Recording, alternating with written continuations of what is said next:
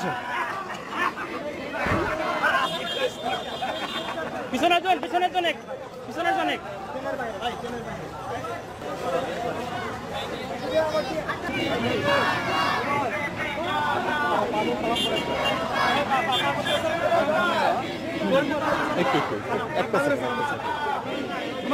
যুগ ধরে মার খাচ্ছে।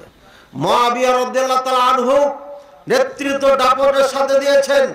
আলী আর মুআবিয়া রাদিয়াল্লাহু তাআলা আনহুমা দুই সাহাবীর মাঝে এই ইহুদিরা গন্ডগোল লাগিয়ে দিয়েছিল। গন্ডগোল লাগানোর পরে যখন দুইজনের মধ্যে একটা সুলহ হয়ে গেল, দুইজন যখন ভাবলো যে না এই গন্ডগোল আমাদের ঠিক হচ্ছে না, দুইটি যুদ্ধ সংগঠিত হওয়ার পরে দুই নেতা যখন দুই দিকে নিশ্চুপ হয়ে গেল, তখন এই ইহুদিরা প্রোপাগান্ডা করলো। নেতৃত্বে ছিল আব্দুল্লাহ বিন সাবা। এই আব্দুল্লাহ বিন সাবা আপনার যুবকদেরকে বুঝিয়ে সুঝিয়ে সে তৈরি করে প্রোপাগান্ডা শুরু করলো যে এই মুসলিমদের নেতা এগুলোকে ধ্বংস কিভাবে করা যায়। তখন তারা পরিকল্পনা করলো রমজান মাসের 17 রমজানের ভোর রাত্রে সাহারি খাওয়ার পর আজান হবে, আজানের সময় এই তিনজন অবশ্যই মসজিদে বের হবে। এটা রমজান মাস টার্গেট করেছে। কেন? অন্য মাস এমন হতে পারে ঘুম ভাঙে নাই, চোখ খুলে নাই, মসজিদে যায় নাই, কিন্তু রমজান মাসে এমনটি হবে না, কারণ তারা সারা রাত ঘুমায় না। এক তো ঘুমায় না, এই জন্য ক্লান্ত শ্রান্ত থাকে, মাথা আপনার কাজ করে না। দ্বিতীয় নম্বর হচ্ছে আপনার এই মাসে ফজরের সালাতের জামাত সাহাবায়ে কেরাম কখনো মিস করে না। সুতরাং এইটাই হলো সুবর্ণ সুযোগ। তাই 17 রমজানে তিন নেতাকে হত্যা করার জন্য আপনার এই ইহুদি আব্দুল্লাহ বিন সাবা তিনজনকে নিযুক্ত করে, সাথে আরো কয়েকজন তার পহরা দিতে থাকে। তিন নেতাকে হামলা করা হয় একই দিনে একই সময়। মুআবিয়া রাদিয়াল্লাহু তাআলা আনহুকে যখন হামলা করে, যোদ্ধা ছিলেন, সজাগ ছিলেন, তার বডিগার্ড গুলো আরো দুর্দান্ত ছিলেন, যার কারণে তাকে হত্যা করে দেওয়া হয়, সফলতা অর্জন করতে পারে নাই। আর এদিকে আমর বিন আস রাদিয়াল্লাহু তাআলা আনহু তিনি ছিলেন মিশরে উনি থাকেন। ওই সময় আগের মুহূর্তে তার প্রচন্ড পেটে ব্যথা শুরু হয়ে যায়। তিনি বললেন অ্যাসিস্ট্যান্টকে, আপনি যে সালাত পড়িয়ে দেন, মসজিদে আমার যাওয়া সম্ভব হচ্ছে না, যার কারণে তিনি বেঁচে যান। অ্যাসিস্ট্যান্টকে হত্যা করা হয়। এরপরে আসলো আলী রাদিয়াল্লাহু তাআলা আনহু। আলী রাদিয়াল্লাহু তাআলা আনহুর উপরে আঘাত করা হয়। আলী রাদিয়াল্লাহু তাআলা আনহু আপনার আঘাত প্রাপ্ত হন এবং এই আঘাতে তিনি মৃত্যুবরণ করেন, শহীদ হয়ে যান। বলেন ইন্না লিল্লাহি ওয়া ইন্না ইলাইহি রাজিউন। এই হচ্ছে ইহুদি। আজকের ইহুদিরাই ওমর রাদিয়াল্লাহু তাআলা আনহুকে এই আব্দুল্লাহ বিন সাবা ইহুদি হত্যা করিয়েছিল। এই আব্দুল্লাহ বিন সাবা ইহুদি মুসলমানদের রূপ ধারণ করে মুসলমানদের মধ্যে নেতৃত্ব দিত। ওই সময়কার মুসলমান মনে করতে এটাই খাঁটি মুসলিম। এরপরে আলী রাদিয়াল্লাহু তাআলা আনহু হত্যা যখন হয়ে যায়, আসলো মুআবিয়া নেতৃত্ব। মুআবিয়া রাদিয়াল্লাহু তাআলা দাপটের সাথে নেতৃত্ব দিতে থাকেন 60 হিজরি পর্যন্ত। এই 20 বছর কি 25-21 বছরের মধ্যে কোন ধরনের হইচই গন্ডগোল হয় নাই। কারণ মুআবিয়া রাদিয়াল্লাহু তাআলা আনহু সিরিয়াতে বসবাস করতেন, আর সিরিয়ার মানুষকে যা বলতেন তাই করতেন। সুতরাং তার ইউনিটি ছিল। এই কারণেই কেউ সাহস পায় নাই কোন ধরনের গন্ডগোল করার জন্য। মুআবিয়া রাদিয়াল্লাহু তাআলা আনহু যখন মারা যান, তার আগের মুহূর্তে তার সন্তান ইয়াজিদকে এই চেয়ারে বসিয়ে দেয়। আর যেমন এই চেয়ারে বসিয়ে দিলেন, এটা যোগ্যতা ছিল না, এর থেকে আপনার অনেক যোগ্যতা সম্পন্ন সাহাবায়ে কেরাম ছিলেন। জুবাইর রাদিয়াল্লাহু তাআলা আনহু ছিলেন, তালহা রাদিয়াল্লাহু তাআলা আনহু ছিলেন, হুসাইন রাদিয়াল্লাহু তাআলা আনহু ছিলেন। ভাই আমার, এমন ভাবে অনেক সাহাবায়ে কেরাম ছিলেন, তাদেরকে নেতৃত্ব না ছেড়ে দিয়ে সন্তানকে বসায় দিলেন। যেদিন সন্তানকে বসায় দিয়েছেন, সেদিন থেকে আপনার গন্ডগোল শুরু হয়ে যায় তুমুল ভাবে। হুসাইন রাদিয়াল্লাহু তাআলা আনহুকে হত্যা করে এই কুফার মানুষেরা। হুসাইন রাদিয়াল্লাহু তাআলা আনহুকে হত্যা করার পর এই আব্দুল্লাহ বিন সাবা, এই ইহুদির বাচ্চা ইহুদি, যেসব যুবকদেরকে, নরনারীদেরকে কান পড়িয়ে পড়িয়ে পড়িয়ে নিজের মতো করে তৈরি করেছিল। সে স্লোগান দিল, আমরা আজ থেকে হোসেন রাদিয়াল্লাহু তাআলা আনহুর দলভুক্ত, আমরা আহলে বাইতের দলভুক্ত। তাই তারা ইয়া হুসাইন ইয়া হুসাইন ইয়া হুসাইন করে বুক থাবড়াইতে লাগলো। এই জন্য আশুরা অর্থাৎ 10ম মুহররমের দিন এই শিয়ারা সকলে কালা কাপড় পরে, কালা পতাকা উড়াই, কালা পতাকা মাথায় বাঁধে, পোশাক পরে, আর সেদিন হাই হোসাইন করতে থাকে।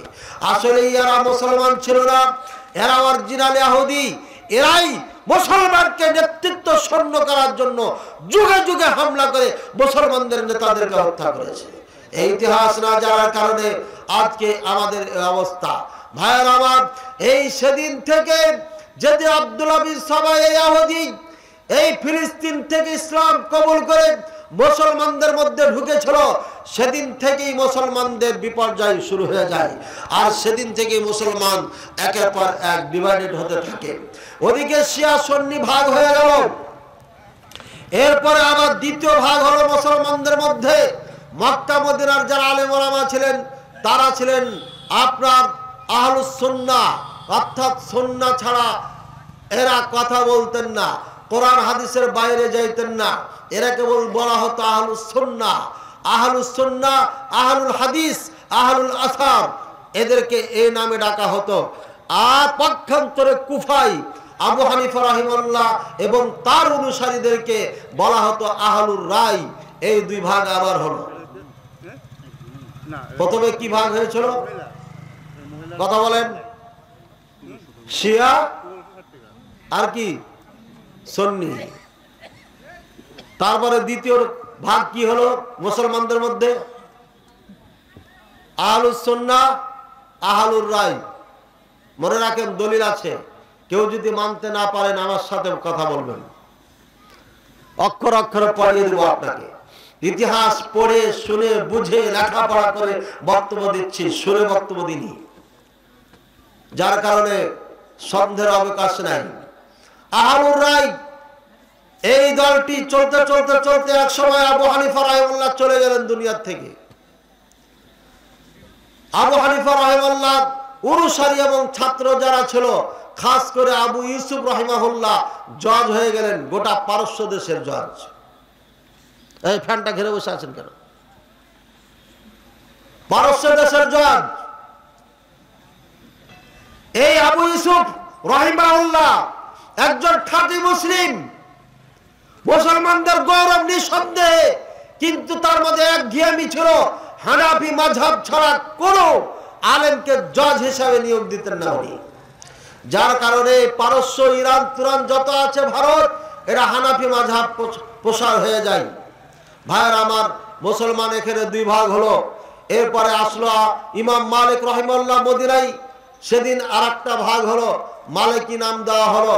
পরে আসলো ইমাম শাফি রাহিমাহুল্লাহ, আরেকটা ভাগ হলো, সেদিন শাফি নামকরণ করা হলো। তারপরে আরেকজন আসলেন ইমাম আহমদ রাহিমাহুল্লাহ, তার নামে আরেকটা মাযহাব তৈরি হলো, দিয়ে নাম হলো হাম্বলি। কত ভাগ হলো? কত ভাগ হলো? কথা বলেন না কেন? আরে 5টা হলো। একটা আছে আগে থেকে, আহলুস সুন্নাহ, আহলুল হাদিস, আহলুল আসার। এখান থেকে আবু হানিফা রাহিমাহুল্লাহ নাম দিয়ে একটা তৈরি হলো। তাহলে এখন কয়টা হলো? আসলে একটা, তার থেকে বের হলো আরেকটা। এবার আসলে ইমাম মালিক রাহিমাহুল্লাহ, মালিকি হয়ে গেল। কয়টা হলো এবার? 3টা। এবার আসলে শাফি রাহিমাহুল্লাহ, শাফি হয়ে গেল। কয়টা হলো? 4টা।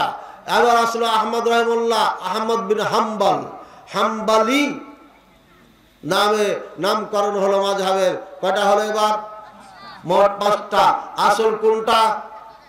আহলুল হাদিস, আহলুস সুন্নাহ, আহলুস সুন্নাহ ওয়াল জামাত। এবার জামাত যোগ হলো। এবার আহলুস সুন্নাহ ওয়াল জামাতের অন্তর্ভুক্ত কারা? বলছে 5 ভাই। এরা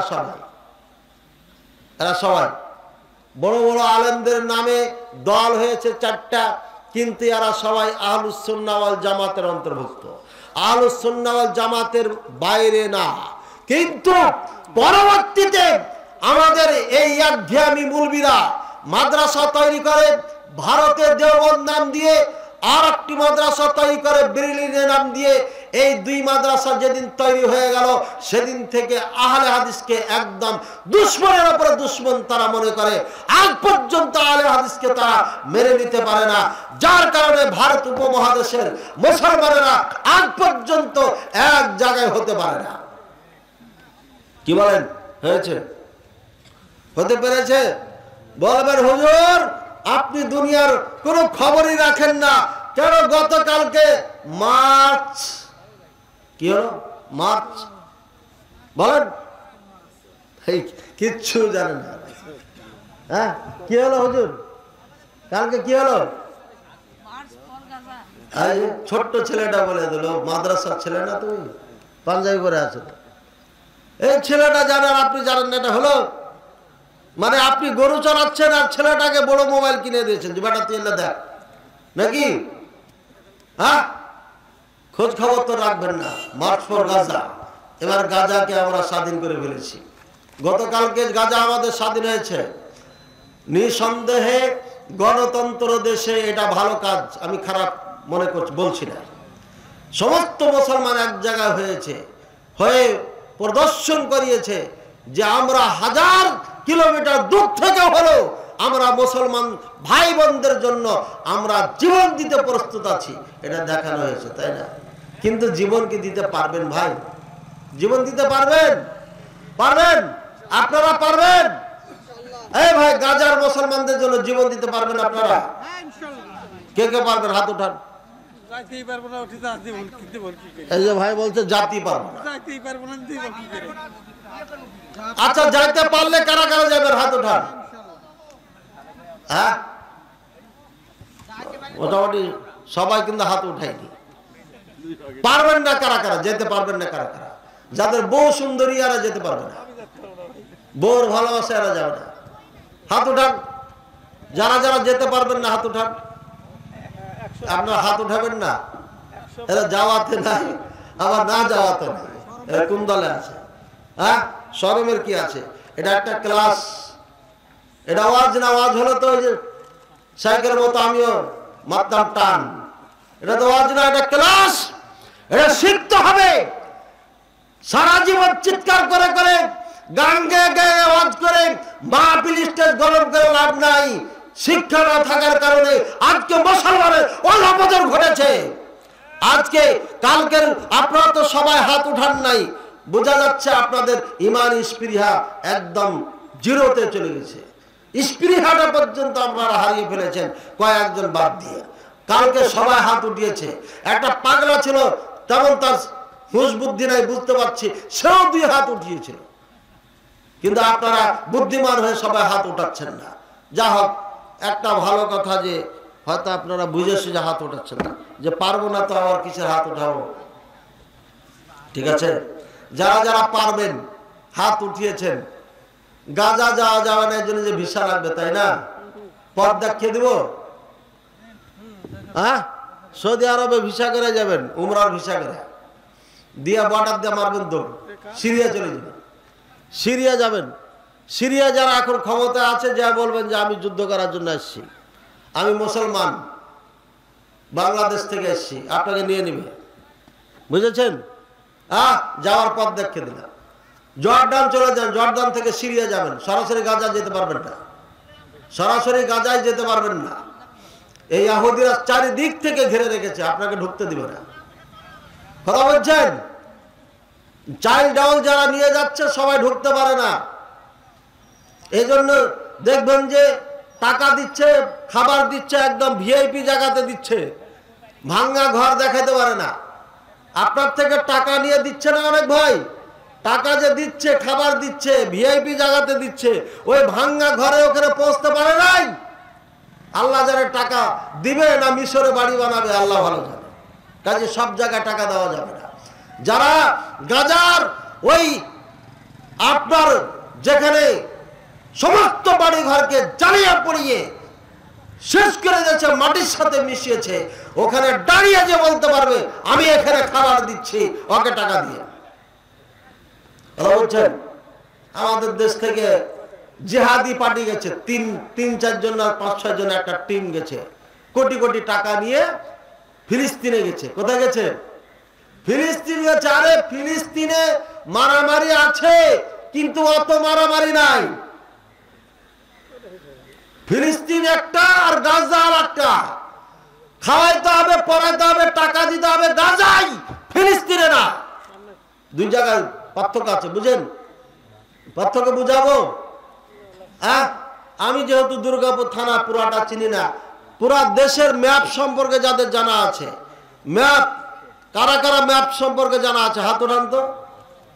বাংলাদেশের ম্যাপটা দেখেননি? চিটাগাংটা দেখেন না? একটা নদী দিয়া কাটানে ছোট্ট হয়ে আলাদা হয়ে আছে, আছে না? চিটাগাংয়ের পরে সাগর না অন্য দেশ আছে? সাগর।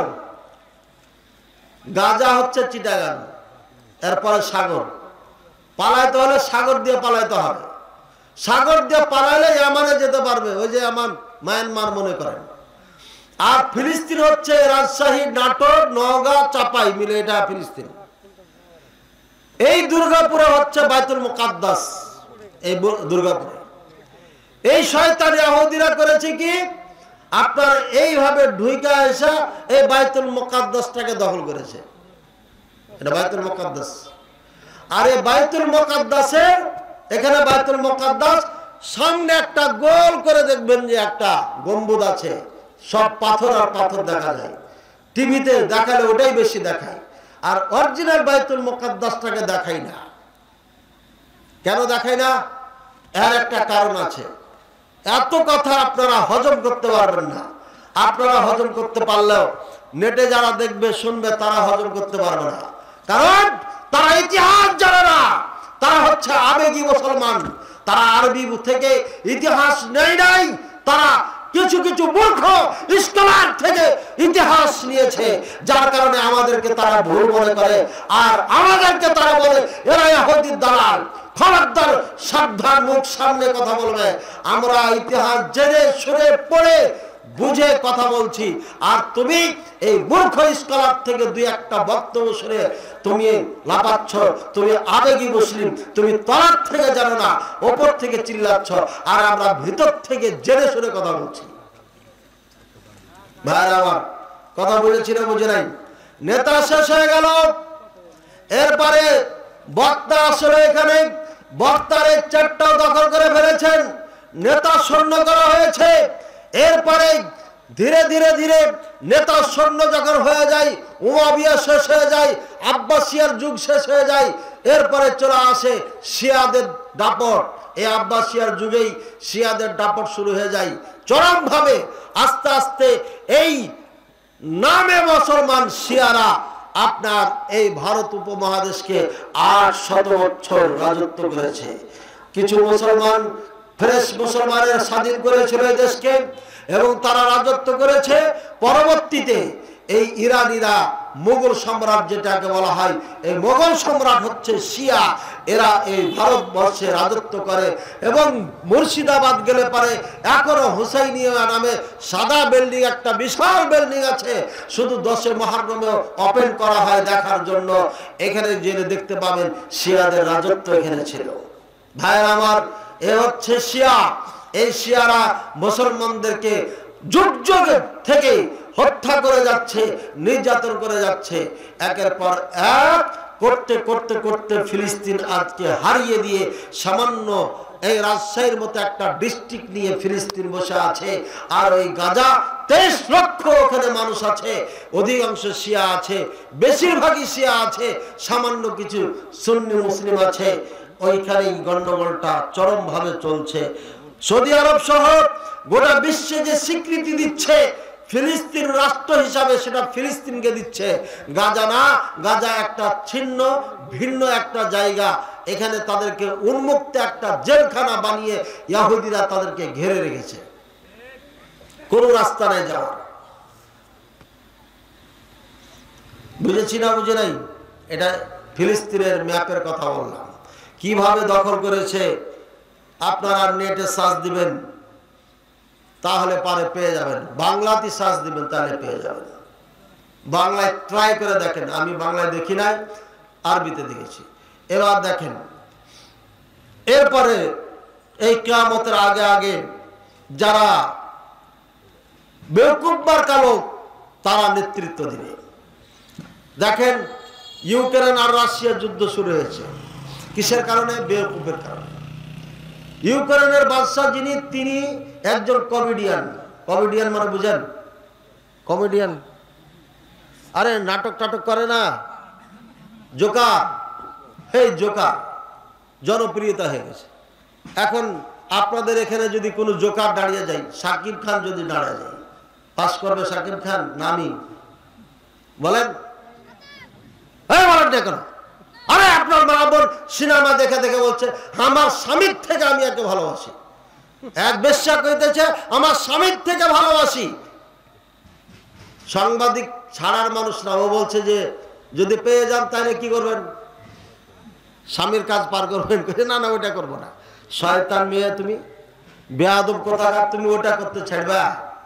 যেখানে স্বামীর থেকে যাকে উত্তম মনে করে, স্বামীর থেকে ভালো বলছে, আর ওই শাকিব খানকে পেলে ছেড়ে দিবে। ও বেশ্যা না হলে পারে কথা বলতে পারে। লাখো বেশ্যা এই বাংলার জমিতে তৈরি হয়েছে স্বামীর থেকে শাকিব খানকে ভালোবাসে, বলেন নাউজুবিল্লাহ। আর এই পেট থেকে বের হয়ে তুমি বলো আমি আস্থা বিজয় করব। তোমার লজ্জা শরম থাকা দরকার। তোমার কারখানা নষ্ট, তোমার মেডিসিন নষ্ট। এই মেডিসিন দিয়ে কখনো বাইতুল মুকাদ্দাস স্বাধীন করা যাবে না।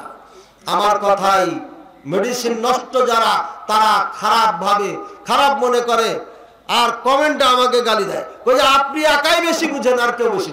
এই বেটা, একাই বেশি বুঝি, এই জন্যই বলছি আমি। তোর বাপ যদি বেশি বুঝে আমার সামনে নিয়ে আয়, কত ইতিহাস পড়েছে দেখিয়ে দিচ্ছি। আমি লেখাপড়া করে ইতিহাস জেনে শুনে বলছি। আর মূর্খ তুমি, আরবি তো বুঝো না, আরবি ঠাঙও বুঝো না, তুমি কিসের ইতিহাস বুঝবে? বাংলাদেশে কি ঘটেছে এর ইতিহাস সর্বপ্রথম কোন ভাষায় ভালো করে লেখা যাবে বলেন? বাংলা ভাষী যারা আমরা ভালো ইতিহাস লিখতে পারবো। দুর্গাপুরে আজকের মাহফিলে কি আলোচনা হলো, কি ঘটলো, বক্তা সাহেবকে কি খেতে দিয়েছেন, বক্তা সাহেব কয়বার টয়লেটে গেছে, কয়বার কি করেছে, এগুলো কে জানবে? এই মাহফিল কর্তৃপক্ষ বেশি জানবে, নাকি রাজশাহী শহরে বসে আছে ওরা জানবে বেশি? কে বলেন? আপনারা বেশি জানবেন। সুতরাং সব থেকে ভালো লিখতে পারবে কারা? এরা, আপনারা।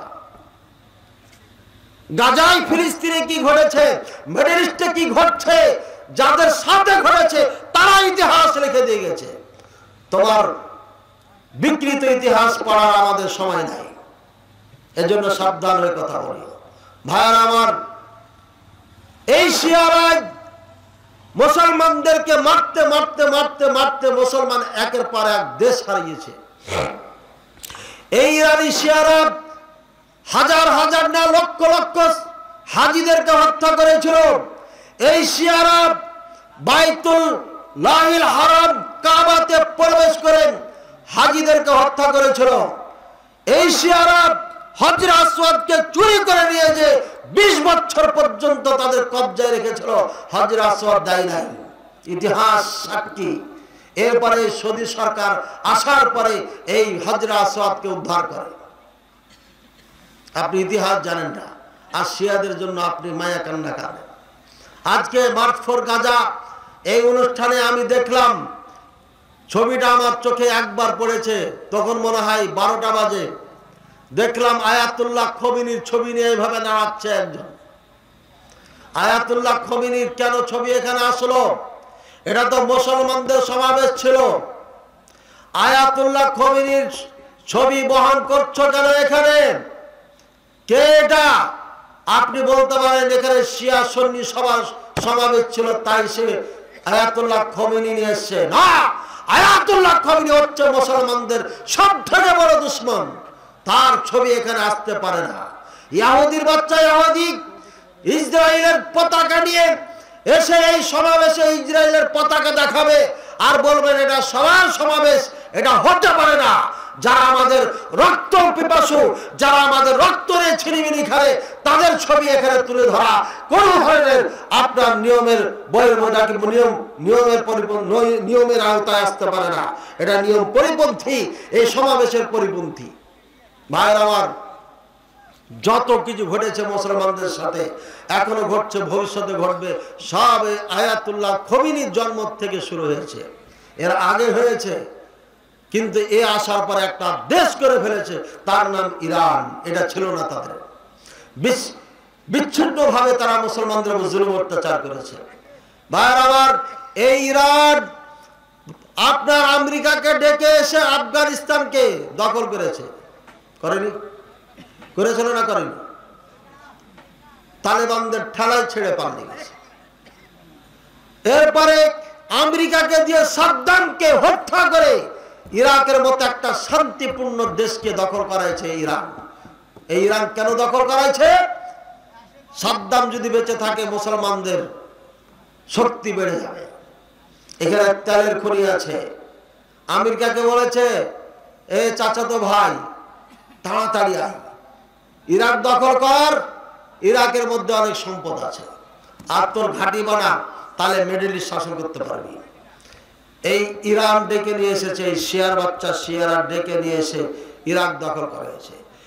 ওদিকে ধনী দেশ, সুখী দেশ লেবানন, এই গাদ্দাফি, আসলে গাদ্দাফি না, কাদ্দাফি, নামটা কি? কাদ্দাফি। বাংলা দেশে যা ঢোকে তাই পরিবর্তন হয়ে যায়, তার এটা একটা পরিবর্তন। ওর নামটা হলো কাদ্দাফি, কাফ জাল মুসাদ্দাদা আলিফ ফা ইয়া, কাদ্দাফি। এই কাদ্দাফিকে গাদ্দাফি বানাইছে। চেঞ্জ হয়েছে না? হয় না? যা ঢুকবে দেশে সব পরিবর্তন করবে এরা। এদের কাজই পরিবর্তন করা। কোন দিকে ওয়াজ করবো? এরা সলাতে পরিবর্তন করেছে, এরা কালিমায় পরিবর্তন করেছে, এরা গোটা ইসলামকে পরিবর্তন করে ফেলেছে। আলোচনা আছে, মুখলিস বিন আরশাদ মাদানী লিখবেন, এখানে মুখলিস লিখেছেন ক দিয়া না খ দিয়া, ময়কার অথবা রস্যু দুটাই চলে। আমাকে মোবাইল ধরে বলছে আপনি বলেন, আমি বলছি ভাই ভুল হয়ে যাবে, হোয়াটসঅ্যাপে মেসেজ দেন আমি দিয়ে দিচ্ছি। কইছে না ভুল হবে না, ভুলই করেছে। এই যে হাদিসে ভাবে জাল হয়েছে, হাদিসে ভাবে জাল হয়েছে। হ্যাঁ, খকে ক বানিয়ে ফেলেছে, ভুল হলো না, হলো না। আমার নাম একটা বানাইছেন আর একটা, এইভাবে হাদিস জাল হয়ে গেছে। ভাইয়ের আমার, আশা করি আপনাদের বুঝে এসেছে ইরান এ হলো সব থেকে বড় দুশ্মন। এই ইরান নাটক করছে আমাদের সাথে, নাটক করতে করতে হাত ভেঙে গেছে, পা ভেঙে গেছে। এই বন্ধু বন্ধু কুস্তি করে না যুবক ছেলেরা? ছাত্র বয়সে আমার এক বন্ধুর সাথে কুস্তি করতে করতে আমার আঙ্গুলটা ব্যথা পেয়ে, এখনো ব্যথা, এখনো ব্যথা। ট্রিটমেন্ট করি নাই, কিন্তু ব্যথা বুঝে অনুভব করা হয়। ঠাটা মানে হাসি মজাক করতে করতে মারামারি হয়ে যায় না? হয় না? হয় না? হাসি মজাক করতে করতে মারামারি হয়ে যায়। এই ইরানি শিয়া হুদি হেজবুল্লাহ এরা হাসি মজাক করতে করতে ইহুদিদের সাথে এদের এই গন্ডগোল লেগে গেছে, এই যুদ্ধ লেগে গেছে। হাসি মজাক কিসের জন্য জানেন? উদাহরণ, ওইখানে দুইজনে পরামর্শ করছে যে আমরা দুইজনে ত্রিমোহনীতে গন্ডগোল লাগাই দেব, এমনি এমনি গন্ডগোল। আর ওই যে দেখ দাঁড়িয়ে আছে, ও দড়িয়ে ধরতে আসবে, কিন্তু ও মানবিক মানুষ, গন্ডগোল দেখলে ছুটে আসবে। আর যেমন ছুটে আসবে তোরা 4-5 জনও ছুটে যাবে, এরই মধ্যে ওকে একটু সাইজ করে দিস। বুঝেছেন? গাজাই যুদ্ধ বারবার এই শিয়ার বাচ্চারা লাগিয়েছে। আর বলেছে সৌদি আরব যদি খালি এসে ভিড়ে যায়, আমেরিকাকে বলা আছে তখনই সাইজ করে দেব। আপনি সৌদি আরবকে গাল দিচ্ছেন কে? আপনার মাথা নিয়ে সৌদি আরব 100 বছর পার করেছে। আপনার মাথা দিয়া এই 55 বছর বয়সে বাংলাদেশের রাস্তাঘাট করতে পারেন নাই, বাংলাদেশের মানুষকে শিক্ষা দিতে পারেন নাই, প্রতিষ্ঠান দিতে পারেন নাই, সুন্দর পরিবেশ দিতে পারেন নাই, সুদ হার ঘুষ মুক্ত দুর্নীতি মুক্ত একটা দেশ দিতে পারেন নাই। আপনার এই মাথা দিয়ে সৌদি আরব চলে না। সৌদি আরবের দালালি করছি না, আল্লাহর কসম। সৌদি আরবে 8 বছর থেকেছি, তাদের কৃষ্টি কালচার দেখেছি, তাদের বিচার ব্যবস্থা দেখেছি। 4-4টি কোডের অনুবাদক ছিলাম, তাদের বিচার ব্যবস্থা দেখেছি, তাই আমি বলতেছি। এবং সৌদি আরবের জেলে আমি খেটেছি, চিল্লা দিয়েছি জেলখানাতে, চিল্লা মানে 40 দিন খেটেছি। আমার এলাকার হুজুর তারাও হুজুর আমাকে মিথ্যা জঙ্গি মামলা দিয়েছিল। সৌদি আরবে জঙ্গি মামলা দিলে একদম ফায়ার করে শেষ করে দেবে, উড়িয়ে দিবে যদি প্রমাণিত হয়। আমাকে নিয়ে যাওয়ার পরে দাম্মাম থেকে জিদ্দায় প্লেনে করে নিয়ে আসলো। নিয়ে আসার পরে একজন জুব্বা পরা মানুষ আসা আমাকে কয়েকটা কাগজ একসাথে রাখা, বলছে এই হলো তোমার মামলা। আমি বললাম লা হাওলা ওয়ালা কুওয়াতা ইল্লা বিল্লাহি আযীম ওয়া আউযু বিল্লাহি মিনাশ শাইতানির রাজীম। জিতু মুসলিহান লা মুফসিদান। আল্লাহর কাছে পানা চাই শয়তান মারদুদ থেকে। আমি এদেশে এসেছি সংশোধন করার জন্য, ফাসাদ করার জন্য আসে নাই। ইন্নী দাঈল আল্লাহ, আমি আল্লাহর পথে দাওয়াত দেওয়ার জন্য এদেশে এসেছি। আনা মুআল্লিমুন নাস আল খায়রা, মানুষকে কল্যাণ শেখানোর জন্য এদেশে এসেছি, জঙ্গিবাদী করার জন্য আসে নাই। যখন জোরালো বক্তব্য দিয়েছি এবং বলছি আতাহাদ্দাবিকা, আমি তোমাকে চ্যালেঞ্জ করছি, জঙ্গির যদি লেজ ঘেঁষ আমার মাঝে কোনো সময় পেয়ে যাও। আমার বাল্যকাল থেকে ওই মাদ্রাসায় এতদিন পড়েছি, ওই মাদ্রাসায় এতদিন পড়েছি, ওখান থেকে ভারত গেছি এতদিন পড়েছি, ভারত থেকে বাংলাদেশে এতদিন পড়েছি, ওখান থেকে সৌদি আরব মদিনা বিশ্ববিদ্যালয়ে এতদিন পড়েছি, এখন চাকরি অবস্থায় এতদিন থেকে এতদিন আছি। প্রমাণ করতে পারে সারা জীবন এখানে থেকে যাব। আর যদি প্রমাণ করতে না পারো, তোমার অলসতার কারণে যদি 1 মিনিট আমাকে এখানে থাকতে হয়, কিয়ামতের দিন তোমাকে ছেড়ে দেব না। এই ছিল আমার বক্তব্য। আলহামদুলিল্লাহ 1 সপ্তাহ পরে ছেড়ে দিয়েছে, ক্ষমা টমা চেয়ে এবং মুচলিকা দিয়ে সম্মানের সাথে ছেড়ে দিয়ে আমাকে বলছে প্লেনে করে তোমাকে তোমার অফিসে পৌঁছায় দিব না কি করো চাও তুমি। আমি বললাম যে আমি ইচ্ছা করেছি এখান থেকে বের হলে আগে উমরা করব, যেহেতু জিদ্দা এটা, উমরা করে আমি নিজের মতো নিজে চলে যেতে পারবো, কোনো সমস্যা নেই। চলে গেলাম। অফিসে যাওয়ার পরে আপন চেয়ারে আরোহণ করলাম, বসলাম। অফিসের সবাই স্বাগতম জানালো। আমি বললাম যে আপনারা কিছু জিজ্ঞাসা করলেন না, কেন গেলাম? এটা তো সৌদি আরব, কিচ্ছু বলবে না। আমাকে যে কেন নিয়ে গেছে কেউ জানে না। এমন একটা দেশ, কঠিন দেশ। সৌদি আরবে গেলে পরে মনে রাখবেন, আপনাকে যদি ধরে নিয়ে যায়, এই মোবাইলটা আপনি যত চিৎকার করবেন, একটা পুলিশের ক্ষমতা নেই মোবাইল ধরিয়ে দিয়ে বলবে যে বলে দিন বাড়িতে যে আমি গেলাম। এই অনুমতি নেই। যেমন তোর মাথা নিয়ে দেশ চালায় না তারা।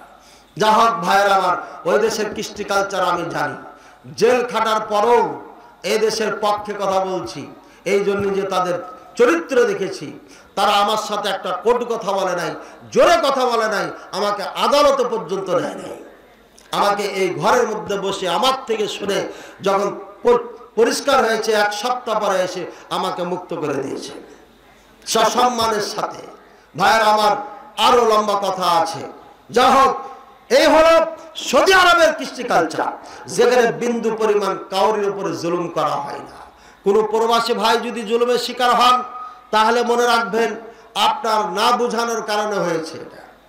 আমি যখন কোর্টের অনুবাদক ছিলাম, অনেক ভাইকে সুপারিশ করে ছাড়িয়ে দিয়েছি। এক ভাইয়ের বোন ছিল, বোনের 3টি সন্তান আর বৃদ্ধা মা, বাপ নাই। 1.5 বছর থেকে জেলে আছে। ট্রাক চালাতে গিয়ে এক শিয়া বুড়াকে মেরে ফেলেছে। দেখি শিয়া, বুঝছেন? 1.5 বছর থেকে জেলে আছে। 10 পারা কোরআনে হাফেজও হয়ে গেছে, বয়স কম ছিল, কিন্তু ছাড়ে না। কেন ছাড়ে না? 1 লক্ষ রিয়াল নিবে, তারপর ছাড়বে। এরপরে এই শিয়ার বাচ্চাকে আমি বুঝাইতে লাগলাম। আদালত থেকে বের হয়ে বারান্দায় জজের পাশ থেকে বের হয়ে বললাম যে ও তো জান্নাতে যাবে না, কাফের না, নাকি মুসলমান মনে করেন শিয়াদের? এই সাবধান, শিয়ারাকে খবরদার মুসলমান মনে করবেন না। মুসলমান মনে করলে আপনি মুসলমান থাকবেন না, চ্যালেঞ্জ করে দিলাম। লেখাপড়া করে জেনে শুনে বক্তব্য দিচ্ছে। এই শিয়ার বাচ্চারা বলে সমস্ত সাহাবীরা কাফের, আমরাও নাকি কাফের। ওদের বইয়ে লেখা আছে, আমার ঘরে বই আছে, রাজশাহী এসে দেখাই দেব। আর আপনি মনে করছেন যে আমাদের ভাই, ইরান আমাদের ভাই। আরে যারা আমাদের কাফের ফতোয়া দিয়ে রেখেছে, যারা আমাদের জান মাল হালাল মনে করে, আমাদেরকে মারতে পারলে তারা নেকি পাবে, তাদেরকে বাহবা দেওয়া হয়। ওমর রাদিয়াল্লাহু তাআলাকে যে হত্যা করেছিল আবু লুলুল মাজুসি, তার দরবার বানিয়েছে ইরানে। আর ওই দরবারে লেখা আছে বাবা সুজাউদ্দিন মাজার বানিয়ে রেখেছে একজন হিন্দুর। হিন্দুর মাজার বানিয়ে পূজা করে আয়াতুল্লাহ খমিনি, আর আপনি এদেরকে মুসলমান মনে করছেন। ভাইয়ের আমার, যেটা বলতে যাচ্ছিলাম, মিডল ইস্টের যত অশান্তি সব কারণ হচ্ছে এই শিয়া। এবার হাদিস শুনুন, হাদিসে কি করে।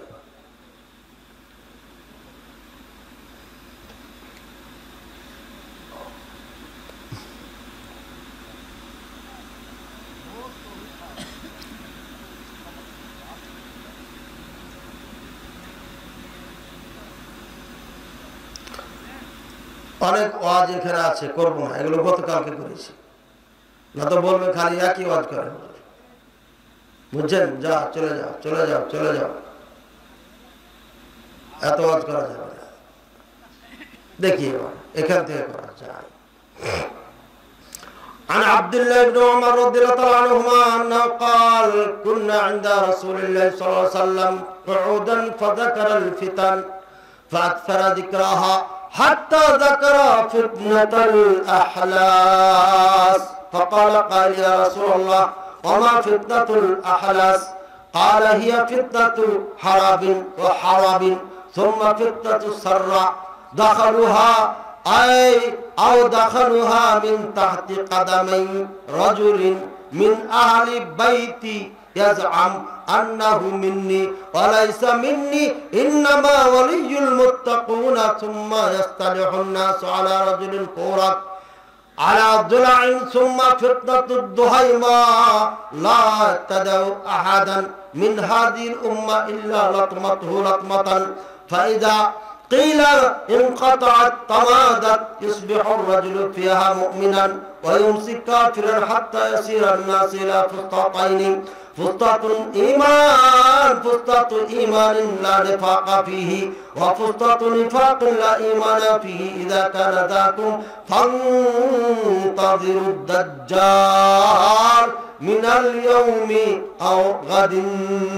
رواه أبو داود হাদিস 4242 নম্বর। রাসূলুল্লাহ সাল্লাল্লাহু আলাইহি ওয়াসাল্লাম একদিন বসে ফিতনা সম্পর্কে আলোচনা করছেন, আর অনেক আলোচনা করছেন, অনেক ফিতনার কথা বলছেন, এই হবে, এই হবে, এই হবে, এমন হয়ে যাবে। ইয়াতাহারাজুন নাস কামা তাহারাজুল হুর, মানুষ জেনা করবে মানুষের সামনে গাধার মতো, এর মনই কিছু করবে না। কি এখন দেখা যায়? দেখা যায় না? দেখা যায় না? আপনি জেরা করে না? আপনি জেরা করে। এই যে চিত্র জগতের যে বেশ্যা, আনন্দ চিত্তে বলে, খুশি করে বলে এটা 2 নম্বর স্বামী, এটা 3 নম্বর স্বামী, এটা হিন্দু স্বামী, এটা মুসলিম স্বামী। এদের হিন্দু মুসলিম কোনো পার্থক্য নেই। এই চিত্র জগতে যে সমস্ত নারী পুরুষ কাজ করে, এদেরকে আল্লাহ গজব দিয়ে দিয়ে, কোটির শাস্তি দিয়ে দিয়ে কবরে নিয়ে যায়। আপনি দেখেন, একটাও ভালোভাবে যায় না। এক শিল্পীকে দেখেছেন, তার গলা ক্যান্সার হয়ে ধীরে ধীরে ধুকে ধুকে ধুকে ভিটা বাড়ি সব বিক্রি করে ভিক্ষা করে করে তারপরে মারা গেছে না যায়? দেখেছেন না? দেখেন নাই? হ্যাঁ, রাজীব খানের ছবি দেখেছেন না? দেখেন নাই? শুকাইতে শুকাইতে শুকাইতে হাড্ডি মাড্ডি হয়ে নড়াচড়া না করে এক ধুকে ধুকে ধুকে মারা গেছে। এই চিত্র জগতের নায়ক নায়ক আর পরিচালকেরা সাবধান হয়ে যাও। তোমরা যেভাবে অন্যায় অশ্লীলকে এই বাংলাদেশের মাটিতে ছড়াচ্ছ, অশ্লীল পোশাক দিয়ে, রূপ চেহারা দিয়ে যুবক যুবতীদেরকে নষ্ট করছ, অপেক্ষা করো তোমাদের কঠিন দিনের জন্য। যেদিন মালাকুল মউত আসবে, সেদিন তোমাদের জাহান্নাম শুরু হবে, সেদিন তোমাদের কিয়ামত শুরু হবে। এখনো তওবা করে ফিরে আসার এখনো তোমাদের সুযোগ আছে। অনেক নায়িকা বোরকা পরে আমেরিকায় থাকে আর বলে আমি এগুলো ছেড়ে দিয়েছি, ভালো হয়ে গেছি, সব খুলে খালে দেখাইছে এক সময়, এখন বলেও ভালো হয়ে গেছে। ভালো হয়েছে, ভালো কথা, বলছে আর আল্লাহ করবো না। তবে অনুষ্ঠান যখন হয় তখন ফের দৌড়িয়ে চলে আসে বাংলাদেশে পুরস্কার নেওয়ার জন্য। ও কি তওবা করেছে? তওবা যদি করে থাকো তাহলে তোমার এই চেহারা, এখন তার সৌন্দর্য নাই, এই বুড়া তুষ্টিসা চামড়া দেখানো যাবে না, পুরা ঢেকে রাখতে হবে। আর যত ইউটিউবে যত ভিডিও আছে, সিনেমা ছবি চলছে, সবগুলো ডিলিট করার আদেশ করতে হবে। নিজের আইডি থেকে সব ডিলিট করতে হবে। যত আইডি আছে সবকে অনুরোধ করতে হবে, ভাই আমার ছবিগুলো সব ডিলিট করে দেন। যদি ডিলিট না করেন আমি এটার জন্য দায়ী নই। এভাবে প্রকাশ্যে সমস্ত জাতির সামনে এসে তাকে বলতে হবে, আল্লাহর কাছে ক্ষমা চেতে হবে, আর এর থেকে পুরোপুরি নিজকে মুক্ত করতে হবে, তাহলে আল্লাহ ক্ষমা করবে। এর আগে ক্ষমা হবে না, এটা তওবা হবে না। আশা করি বুঝতে পেরেছেন ভাই আমার। আল্লাহ রাসূল সাল্লাল্লাহু আলাইহি ওয়াসাল্লাম ফিতনার কথা বলতে বলতে বলতে বললেন ফিতনাতুল ফাহ হাত্তা যাকারা ফিতনাতুল আহলাস। আহলাসের ফিতনার কথা বলল। আহলাস কি আজব একটা কথা। আহলাস কি রে ভাই? আহলাসের ফিতনা। আল্লাহ রাসূল সাল্লাল্লাহু আলাইহি ওয়াসাল্লাম আহলাসের ফিতনার কথা বলছে। আহলাস ফিতনা কি ইয়া রাসূলুল্লাহ সাল্লাল্লাহু আলাইহি ওয়াসাল্লাম? বলেন ফিতনাতু হারাবিন ওয়া হারাবিন। আহলাসের ফিতনা হচ্ছে যুদ্ধ আর পালানো। যুদ্ধ হবে, পালানো, যুদ্ধ হবে আর পালানো। ফিতনাতুল আহলাস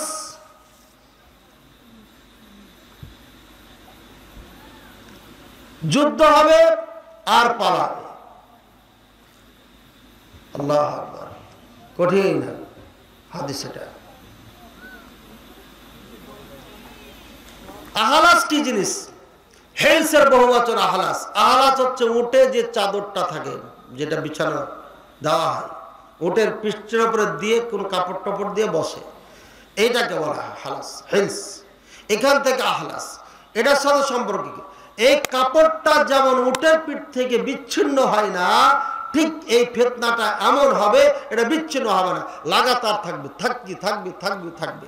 এবার দেখেন হাদিসের সাথে মিলান। ফিলিস্তিনে যা ঘটছে, কখন থেকে ঘটছে এটা? মায়ের খাচ্ছে আর চলে আসছে, খাচ্ছে আসছে, খাচ্ছে আসছে, কতদিন থেকে বলেন? জি ৭৫ বছর থেকে কিন্তু চলে আসছে। এই দেখেন হাদিস, হাদিস সাথে মিলেছে না? এই সময় কি আছে? হারবুন, যুদ্ধ হবে, আবার পালিয়ে যাবে। ফিলিস্তিনে যুদ্ধ করছে, গাজায় যুদ্ধ করছে, কেউ আর কেউ পালাচ্ছে না? পালাচ্ছে না? পালায় না। অনেক ফিলিস্তিনি পালিয়ে গেছে, সৌদি আরবে আশ্রয় নিয়েছে, জর্ডানে আশ্রয় নিয়েছে, সিরিয়াতে আশ্রয় নিয়েছে। সিরিয়াতে যারা আশ্রয় নিয়েছে তারা একদিক দিয়ে সৌভাগ্যবান। আল্লাহ রাসূল সাল্লাল্লাহু আলাইহি ওয়াসাল্লাম বলেছেন, আলাইকুম বিশাম, তোমরা শাম দেশ ছাড়িও না, অর্থাৎ সিরিয়া ছাড়িও না। এই সিরিয়া, ফিলিস্তিন, জর্ডান, লেবানন মিলে এই সব জায়গাটা হচ্ছে শাম। বর্তমানে সিরিয়া হচ্ছে শাম। এটা চলতে থাকবে, ফিতনা চলতে থাকবে। কেউ পালাবে আর কেউ যুদ্ধ করতে থাকবে। হাত্তা তুযহিবাল মালা ওয়াল ওয়ালাদ। এমন যুদ্ধ হবে, যারা যুদ্ধ করবে এদের মাল সন্তান কিছুই থাকবে না, সব হারিয়ে। কি মিল দেখেন। গাজা এখন কি মাল আছে? দোকানপাট, বাড়িঘর, মার্কেট, কোটি কোটি টাকার মালিক সেই আদম আলাইহিস সালাম থেকে নিয়ে হচ্ছে জন্মভূমি। এটা পুরানো জন্মভূমি, এই কয়েকদিনের দেশ না ওটা। এই পৃথিবীর জন্মলগ্ন থেকে যতদিন থেকে মানুষ বসবাস করে ততদিন থেকে হচ্ছে এই ফিলিস্তিন। সেদিন থেকে এই জনগোষ্ঠী এখানে বসবাস করে। তাদের কত টাকা পয়সা, ধন সম্পদ, এসব তারা হারিয়ে ফেলছে। একটা বাড়ি নাই, একটা টাকা নাই, পয়সা নাই, কিচ্ছু নাই। ওয়ালাদ, সন্তান নাই, আছে সব বাচ্চা শেষ। মিল খাচ্ছে না? মিল খাইছে না? খায় না? দেখেন কিভাবে মিলে যাচ্ছে। আল্লাহু আকবার। সুম্মা ক্বালা নবী সাল্লাল্লাহু আলাইহি ওয়াসাল্লাম ফিতনাতুস সাররা। এরপরে দ্বিতীয় ফিতনা আসবে, তার নাম হবে ফিতনাতুস সাররা। ফিতনাতুস সাররা কি জিনিস? এই সময় মানুষের টাকা পয়সা, ধন দৌলত বেশি হয়ে যাবে। বেশি হয়ে যাওয়ার কারণে অন্যায়ের সাথে জড়িয়ে যাবে। যাদের টাকা বেশি, অন্যায় বেশি। টাকা নাই, অন্যায় নাই। যত টাকা হবে তত অন্যায় হবে। কোটি কোটি টাকার দামের গাড়িগুলো সৌদি আরব সহ ইউরোপ আমেরিকায়, খাস করে সৌদি আরব, এই দেশের সন্তানেরা গাড়িগুলোকে মুহূর্তের মধ্যে খেলনার মতো খেলতে খেলতে খেলতে শেষ করে ফেলে। কখনো নিজেও শেষ হয়ে যায়, গাড়ি শেষ করে। আর টায়ার গুলোকে, এগুলোকে তো কিছু সাবজেক্টই মনে করে না, প্রতিদিন মনে মানে 2-4 জোড়া টায়ার ওরা শেষ করে, খালি গাড়ি নিয়ে খেলতে খেলতে। এরা ভুলেই গেছে সবকিছু, টাকা পয়সা ধন দৌলতের একদম সবকিছু ভুলে গেছে, নাই মনে নাই। এই জন্য একটু ক্ষোভ হয় আমাদের, তাই না? এটা হবে, আর আগের কিচ্ছু না, এটা হবেই। এই যে ফিতনাতুস সাররা, আচ্ছা, এই সময় মানুষ সুস্থ হবে, ভালো থাকবে, সুখী থাকবে। তবে এটা শুরু হবে কেমনে? মিন তাহতি কাদামি রাজুলিন মিন বাইতি, মিন আহলি বাইতি। এমন একজন মানুষ যেটা আমার পরিবারের হবে। বুঝছেন না? বুঝেন না? এই লোকটা যার নেতৃত্বে সুখ শান্তি হবে এদেশে, ও আমার বংশধর হবে। তারপরে কি হবে? ইয়াজআম আন্নাহু মিন্নি, সে ধারণা করবে আমার সেই বংশধর। ওয়া লাইসা মিন্নি, কিন্তু সে আমার বংশধর নয়। ওয়া ইন্নামা আউলিয়াইল মুত্তাকুন, কিন্তু সে মুত্তাকিন, পরেজগার, নেককার মানুষদের একজন হবে। নূহ আলাইহিস সালাম বলেছিল, আল্লাহ ইন্না ইবনি মিন আহলি, হে আল্লাহ, আমার সন্তান আমার পরিবারের থেকে, আমার পরিবারকে আপনি নাজাত দিতে চেয়েছেন, সুতরাং আমার সন্তানকে বাঁচিয়ে দাও। আল্লাহ বলছেন ইন্নাহু লাইসা মিন আহলিকা, তাই না? তোমার পরিবারের মধ্যে থেকে নয়। ইন্নাহু আমালুন গায়রু সালিহ, এর আমল ঠিক নাই। যার কোরআন সুন্নাহ ভিত্তিক আমল ঠিক নাই, সে সন্তান হতে পারে না। সেটা আপনি জন্মদাতা পিতা হতে পারেন, কিন্তু আসলে ইসলামের আগে সন্তান না। এই জন্য বেনামাজি সন্তান আপনার সন্তান না, আপনার জায়গার থেকে কিছুই পাবেন না, সে কিচ্ছু দিতে হবে না। বেনামাজি সন্তানকে কিচ্ছু দেওয়া লাগবে না, হয় নামাজ পড়বে, আর না হলে জায়দাত থেকে বঞ্চিত হবে সে। এটা ইসলাম। এরপরে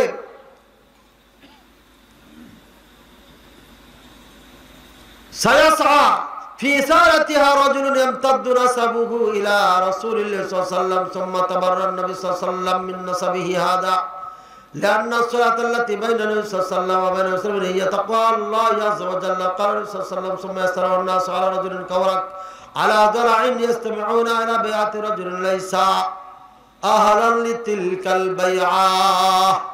এরপরে আরেকজন মানুষের আবির্ভাব ঘটবে। এই লোকটার এই রানগুলো, জানগুলো মোটা মোটা হবে। এই লোকটা কাছে বায়াত গ্রহণ করবে মানুষ, কিন্তু এই নেতা হওয়ার যোগ্যতা রাখবে না। তারপরও মানুষ তাকে নেতা হিসাবে মেনে নিবে। বুঝেছেন কথা? অযোগ্যকে যোগ্যতার চেয়ারে বসালে কিয়ামত এসে যাবে। আর অযোগ্যকে যোগ্যতার চেয়ারে যখন বসিয়ে দিবে, তখনই ধ্বংস আসবে। ইউক্রেন যেমন ধ্বংস চলে গেছে।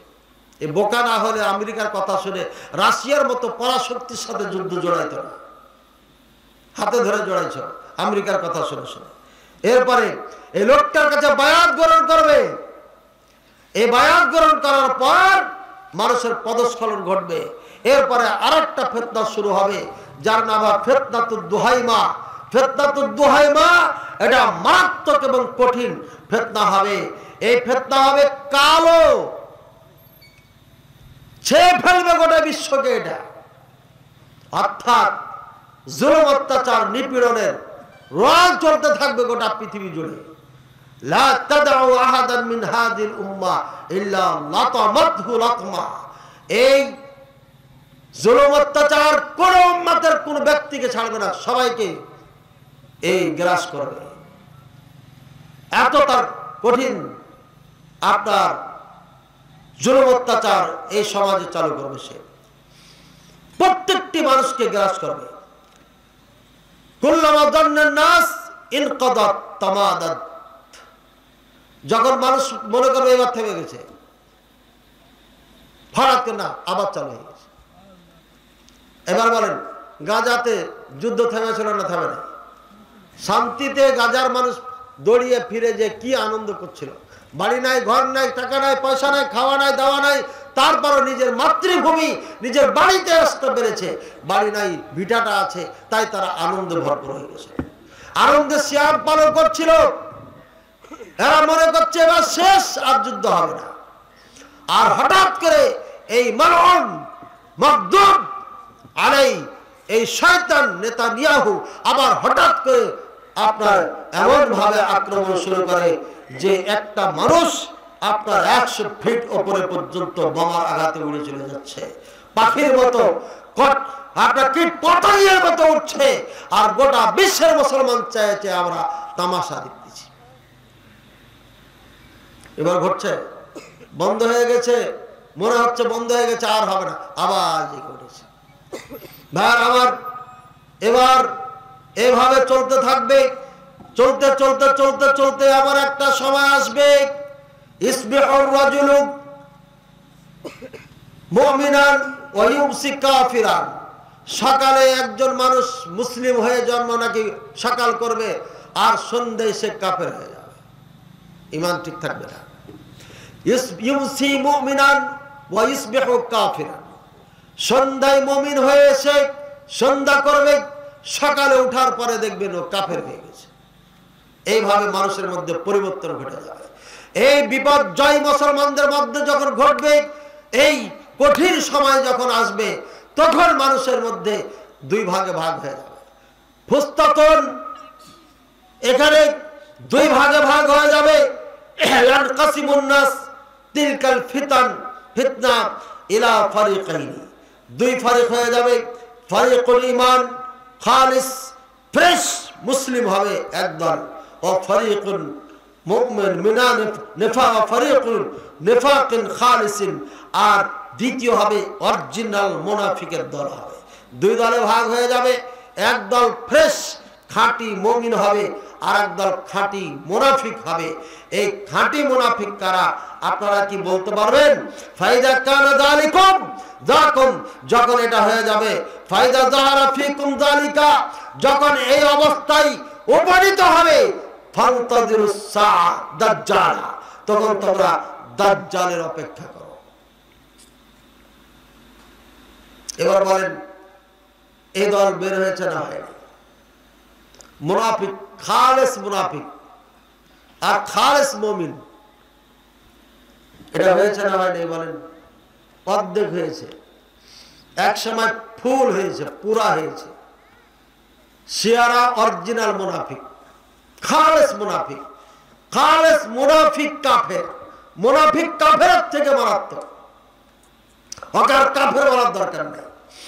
আর খালেস মুসলমান হচ্ছে এই সুন্নি মুসলমান, আহলুস সুন্নাহ ওয়াল জামাতের। এবার ওরা গেল আহলুস সুন্নাহ ওয়াল জামাতের যে পাঁচটা আমি শাখ বলেছিলাম, মূল হচ্ছে আহলে হাদিস। এই পাঁচটার মধ্যে আবার অগণিত মুনাফিক ঢুকেছে। এই মুনাফিকদের চরিত্র হবে কেমন? এরা আপনার অযোগ্য হবে, নেতৃত্ব দিবে ঠিকই, কিন্তু যোগ্যতা নাই। ভাইরা আমার, আপনারা বলছেন সৌদি আরব কেন গাজায় যুদ্ধে অংশগ্রহণ করে না? সৌদি আরব একাই যুদ্ধ অংশগ্রহণ করে মরবে? এই ইসরায়েল ইহুদির সাথে আমেরিকা আছে, ব্রিটেন আছে, ইউরোপ আছে, আমেরিকা সহ ইউরোপ আমেরিকা গোটা পৃথিবী তাদের সাথে আছে। মুসলমান দেশের মধ্যে মিশর আছে, কার সাথে আছে? ইসরায়েল ইহুদিদের সাথে আছে। মিশর চুক্তি করা আছে, তুও সালা করবি না, আমিও করব না, এটা চুক্তি করা আছে। তুর্কি এরদোগান আছে, শয়তান, এ খলিফাতুল মুসলিমিন শয়তান। বহুত আগে বক্তব্য দিয়েছি, আমাদের চ্যানেলের জোর নাই বলে এটা ভাইরাল হচ্ছে না। এই এরদোগানকে যখন আমি প্রথম চিনেছি, প্রথম যখন মিডিয়ার সামনে দেখেছি, তখন তাকে নিয়ে গবেষণা শুরু করেছি। এই নেতা কোথা থেকে আবির্ভাব ঘটলো, তখন তার হিস্ট্রি করতে করতে করতে দেখবে এটা খালি কোরআন পড়ে, ভালো কথা কিরে, একে তো খুঁজি পাচ্ছে না। হঠাৎ করে দেখি এই বেটা শিয়াদের প্রোগ্রামে বহুত আনন্দ করতেছে। হঠাৎ করে শিয়াদের সাথে একাকার হয়ে তাদের সাথে হাই হুলাস করছে। তখন বুঝাইলাম, সেদিন বক্তব্যতে বলেছিলাম এরদোগান তো মুসলমানদের রাজা ঠিক আছে, লেকিন দাল মে কুছ কালা হয়, একে মিচ্চার মনে হচ্ছে। আমি এখনো ফাইনাল কিছু বলতে পারছি না। সেদিন বক্তব্য দিয়েছিলাম গাজার যুদ্ধের অনেক আগে। ইমাম মাহাদি রাদিয়াল্লাহু তাআলা আনহুকে নিয়ে কথা যখন বলেছিলাম, তখন এই বক্তব্য দিয়েছিলাম আমার মনে হয় 18 সাল বা 17 সালের দিকে। ভাইরা আমার, এই হচ্ছে ইতিহাস। খালেস মুনাফিক হচ্ছে, এই হচ্ছে আপনার শিয়ারা, নিঃসন্দেহ খালেস মুনাফিক। আর খালেস মুসলিম হচ্ছে এই পাঁচটা যেটা দেখাইছি আমি। আর এদের মধ্যে এই মুনাফিক ঢুকেছে নেতৃত্বের মুনাফিক। মিশর ইসরায়েলের সাথে কন্ট্যাক্ট করে ফেলেছে, না লড়বো না। আর আমাদের ভাই 71 টিভি বারবার বলছে, কি বলছে? দানব মিশর। এই দানব মিশর ওটা হলো শয়তান মিশর। ওখানে ফেরাউনের বাড়ি ছিল, ওখানে ফেরাউনের বাড়ি ছিল। ত্রাণের টাকা মিস্ত্রিদের হাতে দিবে না, ত্রাণের টাকা মিস্ত্রিদের হাতে দিলে গোটটাই খেয়ে ফেলবে। ওটা ফেরাউনের পেটাদের এক একটা। এরা হজে যখন যায়, সৌদি আরবের মানুষ আল্লাহর জন্য ট্রাক ট্রাক খাবার দেয়, এরা তখন একে এইভাবে ভরে, এইভাবে ভরে। ওই যে চরিত্র যে তোরা জমা করে রাখিস না, যা খাবি খা, মানুয়া সালুয়া খা, জমা করে রাখিস না, ওই জমা করার চরিত্র এদের এখনো আছে। ওই দেশে ওদের জন্ম। এজন্য ত্রাণের টাকা এদেরকে দিলে সব পেটে ভরে দিবে। ওই গাজার দুঃখ কষ্ট এরা দেখবে না, বুঝেছেন? এদের দোষ আছে বলে মার খায়। আর এদিকে আছে জর্ডান, ও কিছু করবে না, একদম বর্ডার এলাকা। ওদিকে তুর্কি বাবুর তো কথা বললাম, এর দোকানের কথা। কি চুক্তি! যে প্লেন দিয়ে বোমা নিক্ষেপ করছে গাজার মুসলমানদের উপরে, মানুষের উপরে, সেই প্লেন হচ্ছে এই তুর্কি এর দোকানের। কি জানেন আপনি? এদিকে আর এক মুনাফিক, আমার তো ঘুরে বেড়ানো খুব কঠিন হয়ে যাবে। এই মুনাফিক কে? কাতার বাবু। কাতার বাবু সম্পূর্ণ টাকা দিয়ে অস্ত্র বানিয়ে দিয়েছে হামাসকে। যত অস্ত্র তৈরি করার টাকা এই সব কাতার বাবু দিয়েছে। কাতার বাবুকে চিনেন? যারা চিনেন ভালো কথা, যারা চিনেন না দরকার নেই। কাতার বাবু। বাহরাইন সাথে কি দেশের নাম? কাতার। এই বাহরাইন কাতার, এদের মাঝখানে আমেরিকার ঘাঁটি আছে। ঘাঁটি আপনি এদেরকে গালি দিতে পারেন না, এই শয়তানদের টাকা কম আছে। বাহরাইন কাতারে অর্ধেক অর্ধেক ইয়ে আছে, মুনাফিক খালিস আছে, অর্থাৎ শিয়া আছে, অর্ধেক শিয়া এখানে। এই বেচারা সৌদি আরবে একাই আছে। এবার সিরিয়া, সিরিয়ার যে কিছুদিন আগে স্বাধীন হলো, কি স্বাধীন হলো? সিরিয়া স্বাধীন হয়েছে এটা কি জানেন? হ্যাঁ, কি কার থেকে স্বাধীন করলো? আসাদ কে ছিল? এই বাশার কে ছিল? বাশার, হ্যাঁ বাশার আর আসাদ। বাশার আসাদ এই শয়তান, তার বাবা শয়তান শিয়া, শিয়ার বাচ্চা শিয়া। এই বাশার আসাদ এই শিয়া, এই শিয়ার বাচ্চা কি করেছে? রাশিয়াকে ডেকে নিয়ে এসে মুসলমানদের যত বাড়ি ঘর ছিল একটাও রাখি। কিন্তু এই শয়তানের বাচ্চা একটা কাজ ভালো করেছে, মসজিদ ভাঙে নাই। মসজিদ আছে, কারণ ঈসা আলাইহিস সালাম আসবে, তো ওই মসজিদ এখনো অক্ষত আছে। ইব্রাহিম খালিলের নামে যে মসজিদ এখনো আছে, বিশাল মসজিদ। বাইতুল মুকাদ্দাসে মানারাতুল বাইদাই ঈসা আলাইহিস সালামের আগমন ঘটবে, ফেরেশতার ডানায় ভর দিয়ে নামবে উনি। এই সিরিয়াতে, এই সিরিয়া মুসলমানদের ক্যান্টনমেন্ট তৈরি হয়ে গেছে, রাজধানী তৈরি হয়েছে। এই বাশার শয়তান শিয়াদেরকে উৎখাত করে এখন যারা এসেছে তারাই হচ্ছে অরিজিনাল মুসলমান। এদের মধ্যে বিপ্লব ঘটবে। এবার যুদ্ধ শুরু হয়েছে সিরিয়ার সাথে। এই সিরিয়া হামলা করছে কারা? সিরিয়া হামলা করেছে কে? ইহুদি। সাথে হামলা করেছে কে? শিয়া। বুঝেছেন? ইরানের শিয়া, এই ইরানি শয়তানরা গাজায় যুদ্ধ লাগার থেকে চিৎকার করছে। তার আগে থেকে তো করছি, হ্যাঁ এই করেঙ্গে, ওই করেঙ্গে, ও করেঙ্গে, ফো করেঙ্গে। 500 মিসাইল ছেড়ে দিল, ইসরায়েলের কোনো পাতাও নড়ে নাই। চোরের বাচ্চা চোরেরা মুসলমানকে ধোকা দিয়েছে। এটা ওরা মিসাইল মারে নাই, ইসরায়েলে মারে নাই। সেদিন আমি বলেছিলাম, এই বাংলার মুসলমান ভালো করে ইতিহাস মনে রাখো, এই ইরানের বাচ্চা শিয়ার বাচ্চা শিয়ারা মুসলমানদের পক্ষ নিয়ে ইসরায়েলে কখনো হামলা করবে না। দেখ প্রমাণ হলো, প্রমাণ হয়েছে। আমি এই কথা বলেছিলাম বুকে সাহস নিয়ে, ইতিহাসকে সামনে রেখে, আর মনে মনে ভয় করছিলাম। আমি বাড়িতে গিয়ে বললাম, বক্তব্য তো দিয়েছি, এটা যদি ফের হামলা ইরান যদি আবার সঙ্গ দিয়ে দেয় তখন তো আমার বক্তব্য ক্যান্সেল হয়ে যাবে। দেখলেন প্রমাণ হলো। ইরান কোনদিন মুসলমানদের পক্ষে যুদ্ধ করে নাই, করবে না। ওরাই এই গাজা ফিলিস্তিনকে নিয়ে নাটক করছে, আর এই নাটকের সাথে চাচ্ছে সৌদি আরবকে জড়াইতে। কারণ তাদের আয়াতুল্লাহ খমিনি লিখে গেছে, এই আমার জারদ সন্তানেরা শুনে রাখ, আমি চলে গেলাম, আমি তো পারলাম না। কোনদিন যদি মক্কা মদিনা তোরা স্বাধীন করতে পারিস, তাহলে প্রথম কাজ করবি আবু বকর উমর, এই দুই বড় কাফেরকে রাসূলুল্লাহ সাল্লাল্লাহু আলাইহি ওয়াসাল্লামের পাশ থেকে, কবর থেকে উঠাবি, উঠার পরে জমিনে রাখবি। আকাশ থেকে একটা আগুন আসবে, আগুন এসে তাদেরকে পুড়িয়ে রাখ করে দিবে। তারপরে একটা বাতাস আসবে, এই বাতাসে উড়িয়ে সাগরে ফেলে দিবে রাখগুলোকে। তাদের বই লেখা আছে। মুসলমানের বাচ্চা, তুমি আরবিও জানো না, আরবি পড়ো না, তুমি ইতিহাস জানবে কোত্থেকে? এই জন্য তুমি ইমাম আয়াতুল্লাহ খমিনি বলো। ইমামুস শয়তান, ইমামুস শয়তান হচ্ছে আয়াতুল্লাহ খমিনি, এটা ইমাম না। এটা ইমাম যদি হয় ইমামুস শয়তান, ইমামুল মুসলিমিন হতে পারে না। ভালো করে মনে রাখো। ইতিহাস না জানার কারণে বোকা মুসলমান শিয়াদের পক্ষে স্লোগান গাচ্ছে। আর এই বাংলাদেশের কুচক্র আর মূর্খ দল একটা আছে, এরা সবসময় ইরানের সুনাম গেয়ে বেড়ায়। এই মূর্খ দলের কারা এরা? কারা এই দল? বলবেন না, বলবেন না, মানে আপনি করেন এই দল? আরে না, নাম টাম করতে কে করেছে? আমি বলছি নাকি? আমি এখন ওই দলের নাম বলতে যাচ্ছি, তো আপনারা দল বলেন, দলের নাম বলবেন না।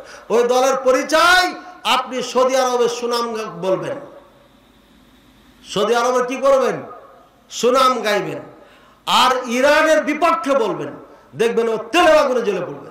তেলে আগুনে জ্বলে গেলেই এটাই হচ্ছে সেই দল, এটাই হচ্ছে সেই দল। কোনো দলের নাম নেওয়ার দরকার নাই, ঠিক আছে? বুঝেছেন? কারণ ওর মধ্যে ভালো মানুষ আছে, এই সাদা হাবা কাবা মানুষ কিচ্ছু বুঝে না।